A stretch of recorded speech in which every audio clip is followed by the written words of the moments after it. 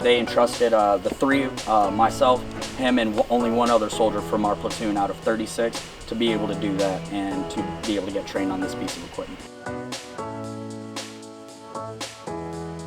Today we're just going to put together one of the RQ-11 Bravos, which are also known as the Raven.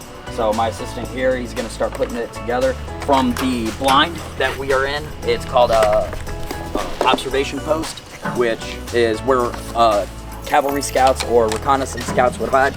We would just set this up like so, and once we set up, it only takes about 15 minutes or so, usually from complete teardown to operation. We can then operate the aircraft and conduct our reconnaissance air operations. So here I have the Arista laptop, and from there I can see what the aircraft sees. I can also see where the aircraft is in real time and be able to control the aircraft.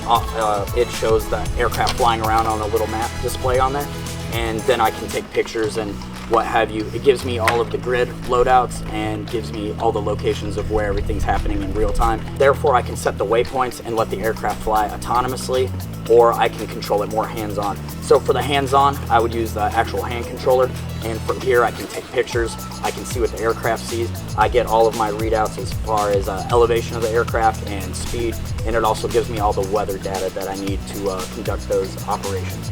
So over here we have the actual aircraft itself.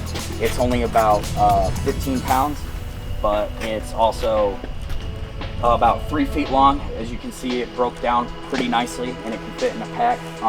We have the gimbal payload, and from here, once we fly autonomously, we can just control the camera and take our pictures. It's got laser illuminators and IR, and the infrared and thermals on it are so powerful.